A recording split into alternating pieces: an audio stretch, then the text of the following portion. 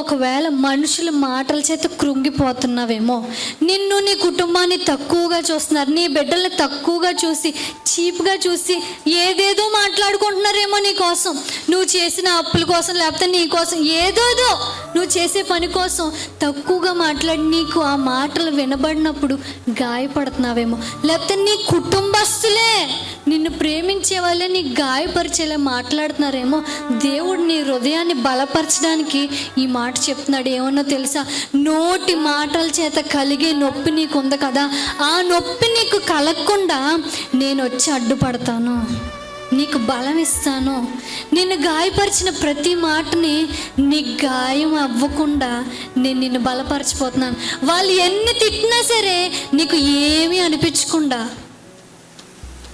అనిపించకుండా పోన్లే పర్లేదులే అనే విధంగా దేవుడు నీ హృదయాన్ని బలపరచబోతున్నానని చెప్తా ఉన్నాడు.